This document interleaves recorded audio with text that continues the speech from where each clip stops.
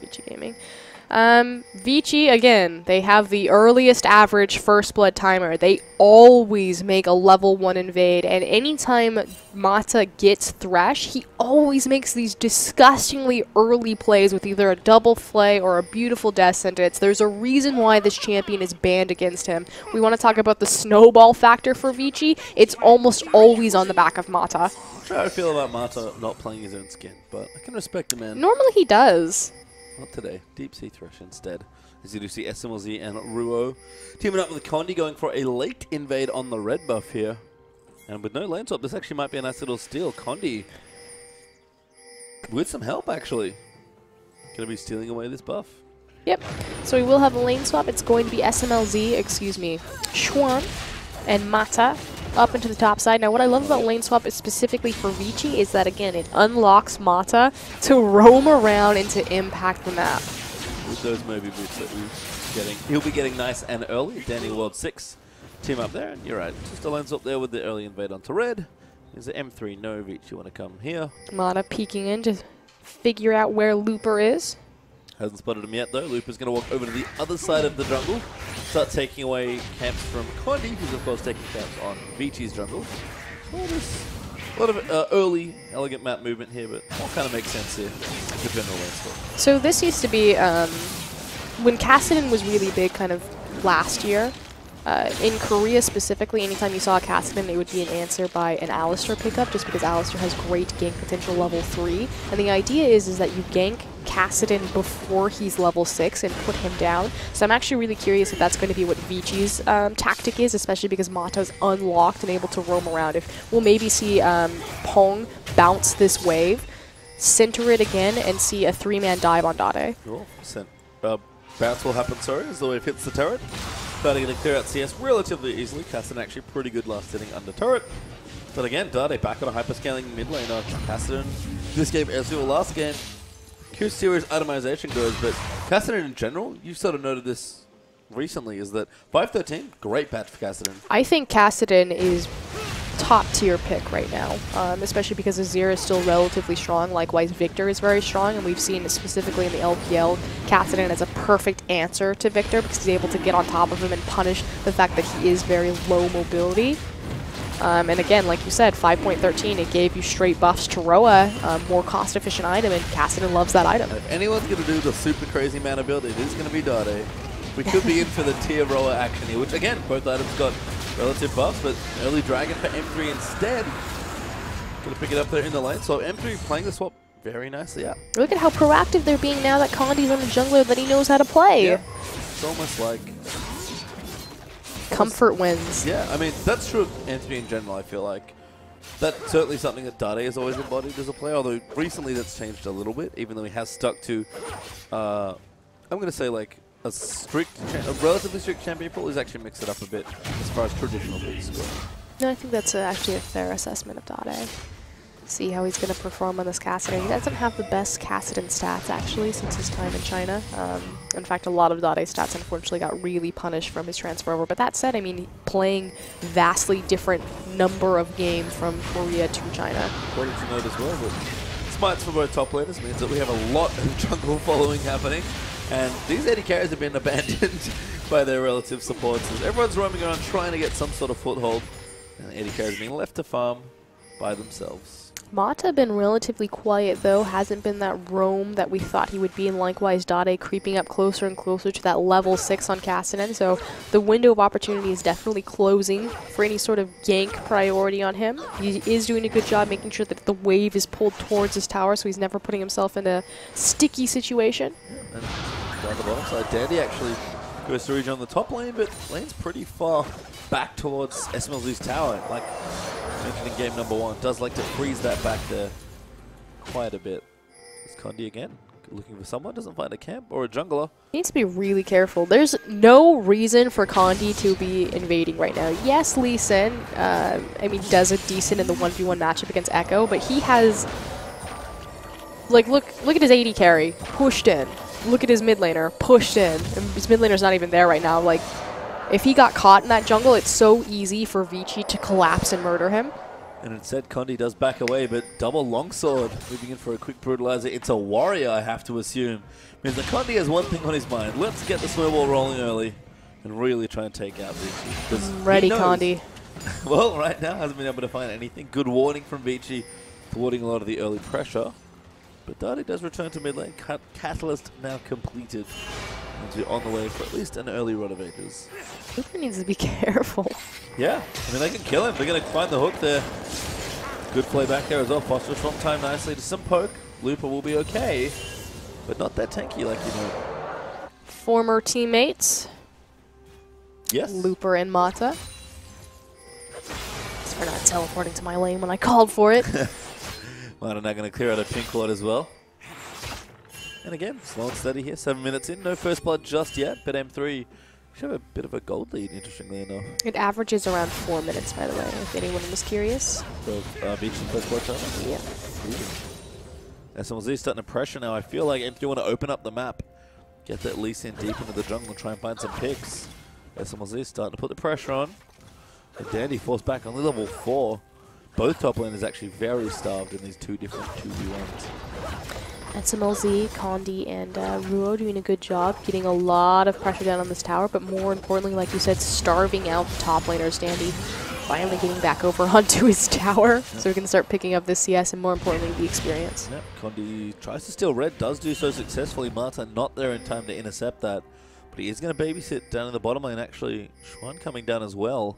So we're going to have a swap back here. VICI, understandably, want to make sure they're back in position. The dragon, even though it's back up in I think 2 minutes. Yeah, actually, I think this tells me that VICI don't realize, I mean, they will have realized at some point that the dragon was taken, because obviously they can click the enemy team and see that they have the initial dragon buff. Cool, Marta caught out there. Dade's down here as well. Ignite is through. That might be first blood. It does go to Condi. SMLZ even popped his ulti as Dade with a roam. Gonna get his team first blood. I've never seen Dade leave the mid lane this early. Fantastic on the roam there. Doesn't pick up the first blood himself, but does get the assist. And that's what you want from your Kassadin. And Pwong almost doing enough damage to take out the mid turret, but Dade will get blue buff and go back to his lane. Should be able to push Azir off that turret. Make sure that stays relatively healthy. That was relatively still a very curious swap back from the dual lane from VICI. Did he just die to Yep, he did just die to the Grump.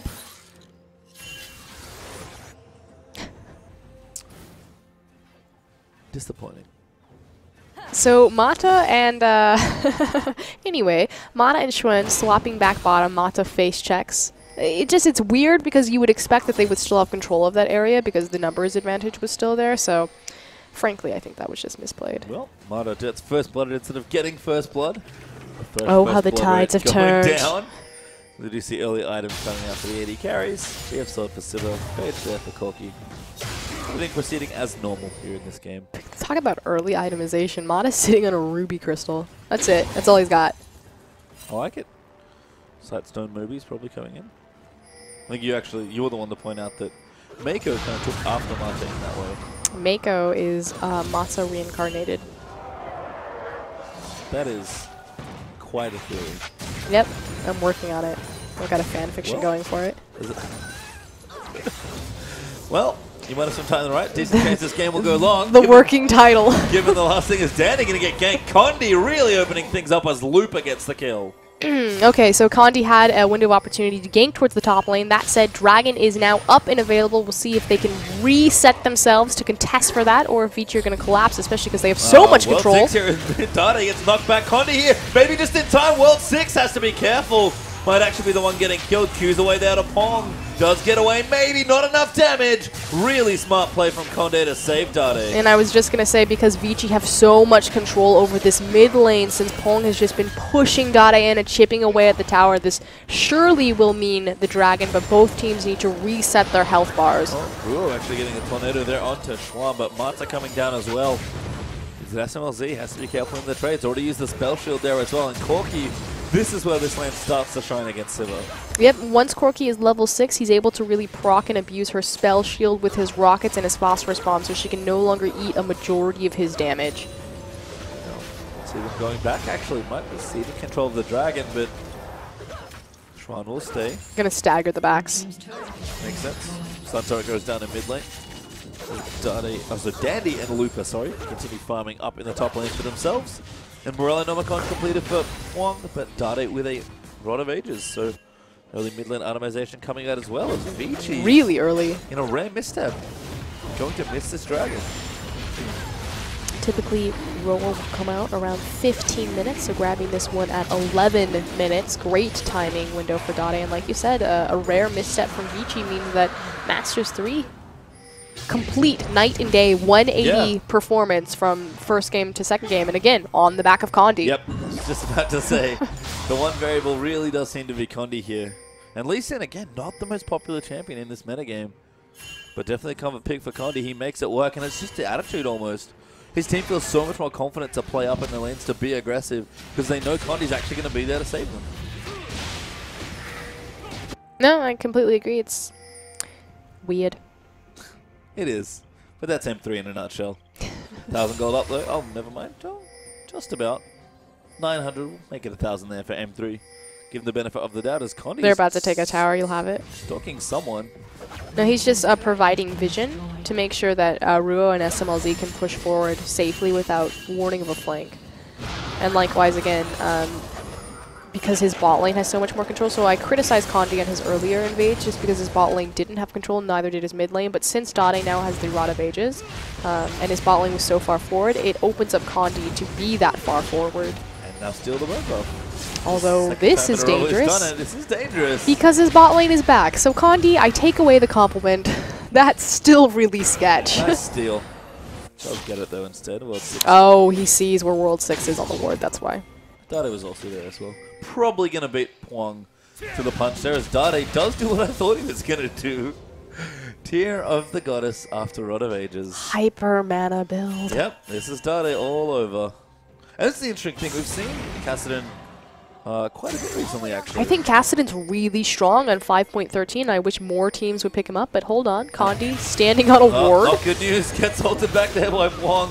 Has to queue over. Just like, I don't really have anywhere to go. Can't go over that wall. Kicks him away. Will still die. World 6 cleans him up.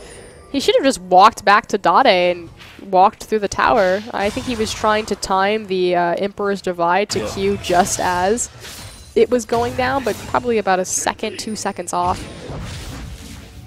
Don't know how many times it's come up in your games either. That's a tricky one to catch.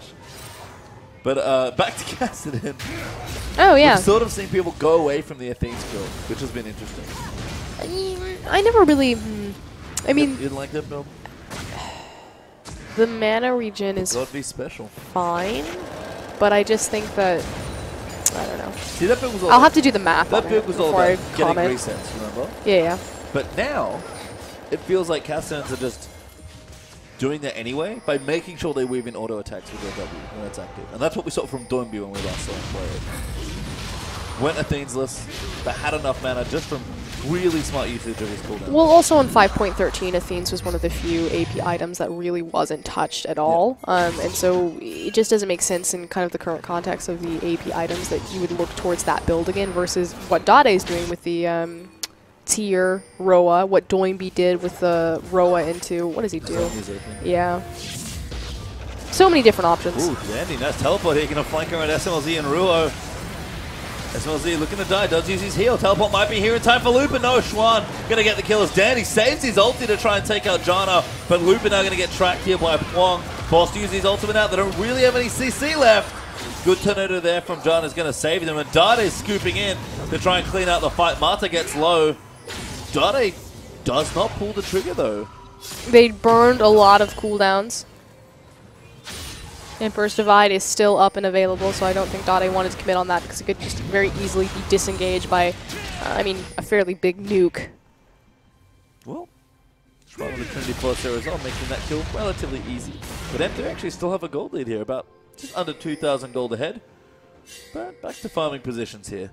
Forcing VICI to fight them, and VICI are trying to be reactive, but again, this is not VICI's game. This is not where they like to sit. No, but that was a nice little transition. Everyone moving up there to join that fight as Pwong is getting stronger and stronger on this as even just now able to force out decent trades onto Dade. Speaking of old skill builds, Pwong still still rocking the Morellas. Yeah, that was curious, but just fine.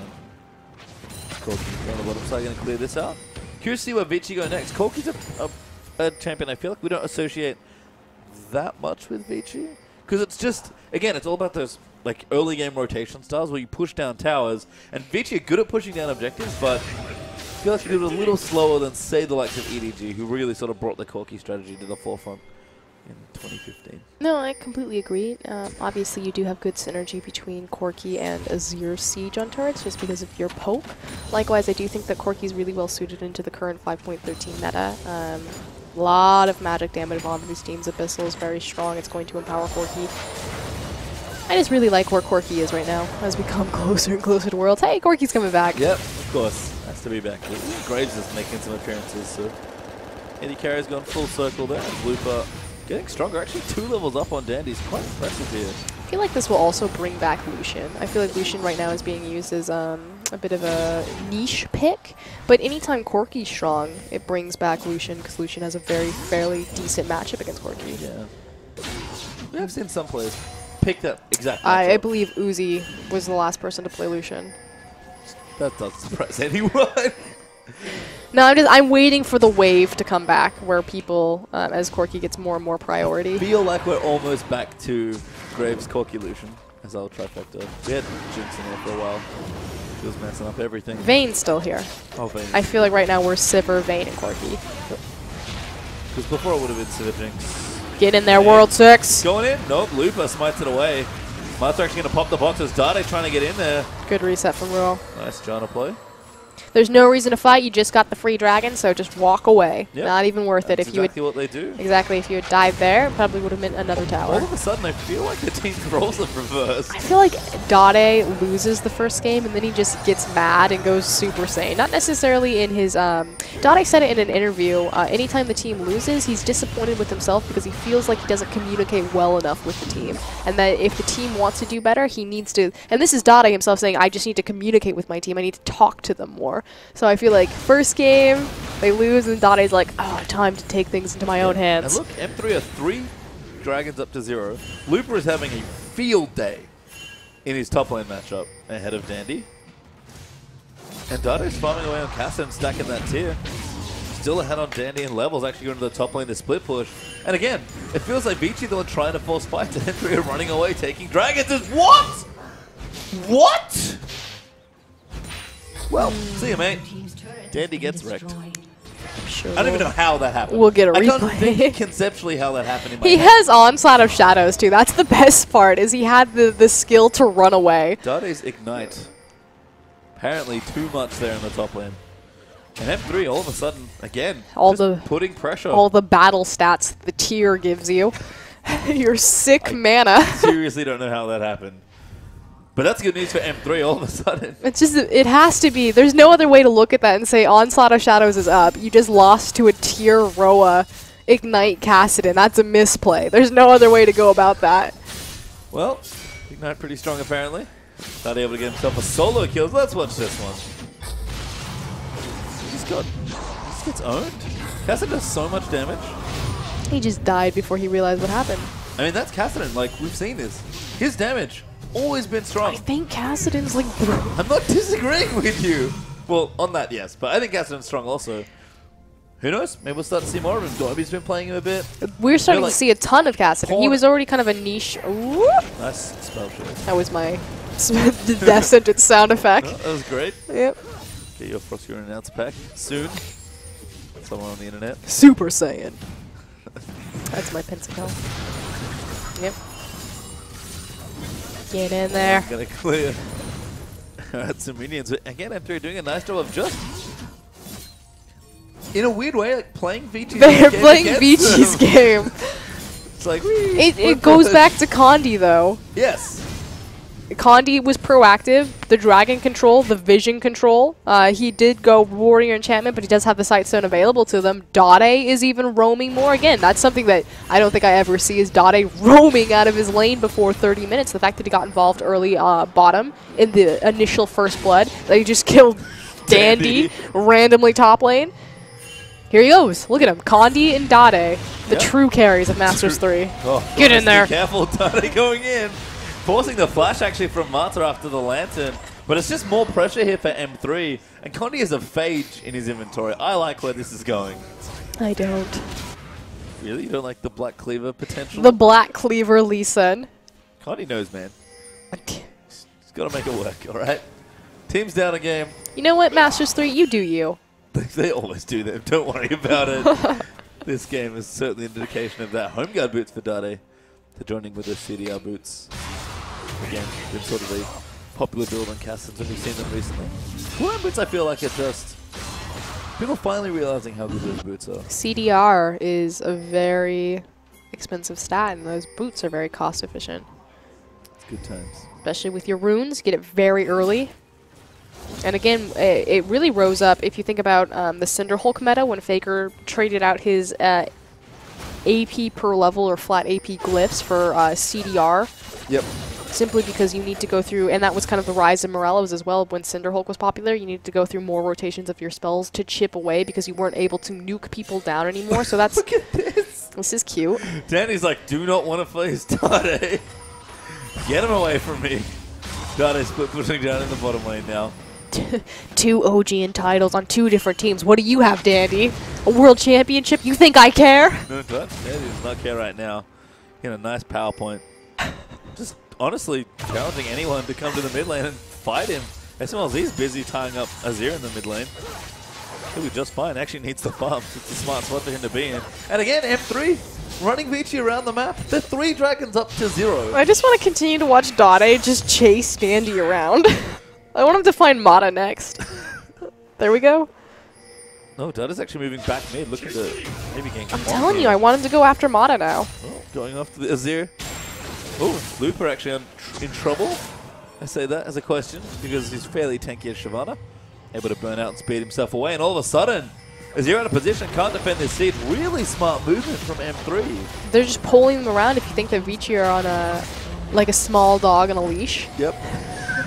Running him around a little pole. Exactly. Downward here for Looper. he pops his ulti. Ruo gets ulted, but Dade going to go on the back wow. lane trying to play Mata. Going to get eaten there by Dade, and he's just going to keep going. Run if you can. As a good ulti trying to disengage them. Oh. World 6 though. Dade going in deep. Can't quite finish it off. Doesn't tag anyone. Condi too far forward as Dade goes in deep and gets forces a 2-for-1. What looked like an incredible play for Ruo, which it totally was, separating most of that fight out with a fantastic Monsoon. Dade steps to the side, knowing that he can't Rift Walk. He flashes over and then Rift Walks into 3 people to try to do burst damage, immediately explodes. Dade is angry. I have no other way to put it in this game than Dade is mad. That was super cute. Because he has been playing really aggressively this game, and it's great to watch M3 have a change here. So they do take the dragon away. We've got a Archangels now up for Dade as well, so charging in towards that Seraph. That is a 30-minute 5th dragon win condition for Masters 3. And they're playing VICI Gaming. They are playing VICI Gaming. Who are the 30-minute 5-dragon team. But this is the thing. All you have to do against VICI is you just have to fight them. Like, yes, it is a very low-kill game, but Masters 3 have been all over the map trying to fight VICI, and VICI have just kind of been scrambling away from them. I feel like VICI is the ones that are trying to fight M3. But like, I guess like if you get scared and then like, oh, we're behind in dragons now, then you have to force yourself to fight them. But you're right, that is not VICI's comfort zone, and it shows. It really shows in this game. It showed in the last game. They wouldn't fight them at 45 minutes. I really want to see Dade flash into 5 people again. Well, this is a Black Cleaver for This is typically why we itemize Hourglass on Kassadin, so you can do that and not be punished. Assume he's building it 3rd. Yeah, I would assume so. But we've seen Dade do stranger things already today. Time to build QSS. Get blue for himself as Looper face checks. Get in there. World 6 getting aggressive. Mata lines up the hook, does not connect. And that'll force them to disengage. This is really uncharacteristic from Mata. I don't think I've actually seen him land a hook yet. Landed the first one. Almost got first blood on the Condi. Oh, this is correct. But you're right. It's not been the same impact we've expected from a champion like Thresh on Mata. And didn't roam around. Like, just a different game for VICI, through and through. VICI play really well when ahead, but they have no idea how to play from behind because, again, they're a very one-dimensional team. It's about making macro movements. They don't know how to team fight. So if you think about like Snake, Xiaogu, OMG, who are so good at fighting from a gold deficit, VICI, they need a gold surplus to even put them on even footing for a 5v5. And we saw M3 had a shot at last game just because of that very fact. They were trying to force fights, couldn't quite get them onto VICI, and VICI were able, with some smart map pressure, to take the game away. They are getting stronger though, but Dade just still hunting Dandy in the bottom lane, trying to get more fun for himself. Mid laners are getting quite strong. Pwong is actually up at 30 CS, and he has a death cap. Dandy just gets flashbacks anytime Dade roams down. He's like, oh god, I would be worried. He two-shot me. He's pretty scary. Dade, he's level 16, that's probably his next big point of power, but expecting that Zodi's to come after that. The next big point of power is that 5th dragon. That's all. Master Slayer are just buying time right now. They know. They have the game end in their sights. And VICI will have to pull the trigger. Yep, double smites for both teams as well means that when you start an objective, you tend to finish it if you're the first one there. So Looper going to get stronger. He's really just been going full Looper this game. And not in the bad way. That used to be a diving towers for no reason. That used to be a what are you doing thing for Looper. He's just in his comfort zone. Split pushing on Shyvana, getting tankier and tankier. Eventually he'll join a fight. If he has to teleport, he will. But right now, VICI are not forcing him to do anything other than what he wants. No, you're completely correct. Has built up a CS discrepancy. That said, we do have 40 CS difference between our two mid laners, Pwong and Dade. Naturally, Azir, much easier to farm on him with his Sand Soldiers. Dade's going Abyssal, by the way. So, seems fine. Like, I get Zonius, but I think Abyssal's like the only other acceptable option in this situation. Does have Seraphs now as well, so has a bit more of a shield. So that Negatron Cloak's actually really nice with the current itemization. I agree with the shield and the MR versus the stasis effect. If he goes like Rabadon's 4th, I'll be like, not sure how I feel He'll about probably that, go Rylai's knowing it's Dade. That'd be great. You think I'm joking. No, I know you're not joking. He loves that item. He really does. I'm surprised he has. I'm like, he got buffed. I'm surprised he hasn't just Rylai's. Was he the one who brought it out on Ezreal, or was that punished? No, he did that as well. Okay, yeah, he ran the Rylai's AP Ezreal. That was great. Dade split pushing. Legitimate split push threat. Yeah, this is what Godby likes to do on his Cassidy as well, naturally, because you have such high mobility with the Rift Walk and you're able to be a nuisance. He is also very far ahead. Not quite level 16, but does have that level 15. Hoovering up solo lane farmer, going to make that a bit easier. Hoovering. As Condi takes out the Raptor for himself. Minute 30 till Dragon. We've seen a lot of M3 wave pushing going on, but should all converge on one point here, and that is going to be Dragon at number 5. They're doing a good job making sure that their waves are prepped. You see that Looper's leaving that wave. It will turn into a slow push towards VICI, unless they send Dandy to deal with it. The Dragon will be spawning in 1 minute, so can Masters 3 just hang out and control this last objective? Look at Lupo trying to take the Scuttle Crab around Baron for a bit of insurance over the Dragon, but won't get it as dead. Dade does get the tower in the bottom lane. 4-1 actually up in turrets. M3 again all over the objectives this game. This is massive too because you have 2 towers down on the bottom side of the map, whereas the outer tower is still standing for Masters 3. That means they have complete control over this Dragon Pit just in terms of wave pressure. Yep, and you can see VICI pinging around the Dragon Pit, but 35 seconds too early there on that particular play. M3 have plenty of time to get back into the area. Make sure they're here to get vision and, of course, take the objective itself. Big thing about Azir is that he has great objective control, but you need to make sure, like Victor, that he's on top of the objective and has his Sand Soldiers in place before it goes up. 17 seconds. This is going to be the play. Oh, Mata in the brush there. Good pink ward. Dade going to get flayed back. Hook will land. He flashes it. Dandy ults as well. VICI have very few cooldowns left. They're going to go back in now. World 6 getting dumped on. Looper just dives into the backline on top of their carries. Condi kicks out Pwong there as well. And Dade's chasing them around the side. He'll take out Corki. He needs to get a 0 as well. Rua, nice reset there on the ulti. And a brilliant collapse from M3. Going to give them a clean 5-man ace and the 5th dragon. That said, World 6 is still Oh, alive. never mind. He's actually not dead. The ace not there yet. Can he go in it? Oh, he got it! He does get it! Delays again for a little while longer. Dade, furious, chases him down. I don't know if he can get the kill. Parallel Convergence going to buy him some time. Dade gets the slow. Will get the ace, but Dragon stolen M3 who's a bit of wind in their sails. Oh, wow. Okay, beautiful play from World 6 to make sure that he got the steal to deny the 5th dragon. They don't quite get the ace. They trade forward. Frankly, Dade should have been on the back of that pit, zoning off and checking for Echo, so a bit of a miscommunication there. That said, with everyone dead, they immediately transition onto Baron. I have seen this game before. Not one game ago, Crossgoing. Okay, this is what's beautiful about this team fight, is just how everyone collapses. Looper gets immediately into the back line, but check out where Dade is. He's taking a little bit of a stroll around, just kind of picking up all of the stray instances of VICI. Then go ahead, Rift Walk right on top of Kwong. He's going to pick up the last kill there, Dandy, for himself. Or excuse me, yeah. And then World 6 has to ruin everything. See, but Dade should just be on the back of the pit right here. They know that Echo's still alive. You can press tab, mate. Maybe not. As the Baron does go to M3, but the Dragon is denied by VICI. And again, like I said, feel like I've seen this before, only in the last game. This time, though, it's M3 that have all the advantages.